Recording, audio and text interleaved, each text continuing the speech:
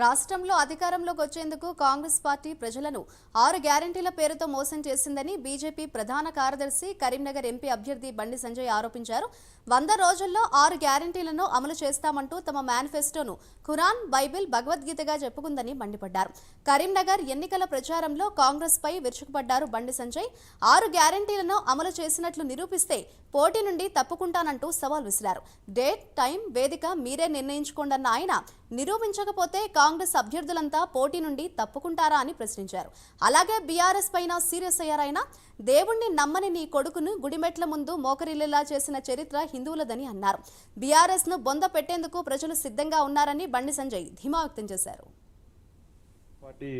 అన్ని మతాలను సమానంగా చూడాలని చెప్పి భారతీయ జనతా పార్టీ ఆలోచిస్తున్నది. అన్ని వర్గాలను సమానంగా చూడాలని చెప్పి భారతీయ జనతా పార్టీ ఆలోచన. మతతత్వ పార్టీ అని చిత్రీకరించే బదనాం చేసేటువంటి బీఆర్ఎస్, కాంగ్రెస్ పార్టీలు ఒక వర్గానికి కొమ్ముగాస్తూ హిందూ ధర్మాన్ని హేళన చేసే విధంగా, హిందూ సమాజాన్ని చులకన చూసే విధంగా, ముంగట వేరే మతం వాళ్ళు ఉండరని చెప్పి వాళ్ళ ఓట్ల కోసం కక్కుర్తిపడి వాళ్ళ ముందు, ఇతర మతస్థుల ముందు ఇలా హిందూ ధర్మానికి వ్యతిరేకంగా హిందూ దేవులను, హిందూ సనాతన ధర్మాన్ని, హిందూ సంస్కృతి సాంప్రదాయాలను హేళన చేసే విధంగా, చులకన చేసే విధంగా మాట్లాడము నిజంగా చాలా సిగ్గుచేటది.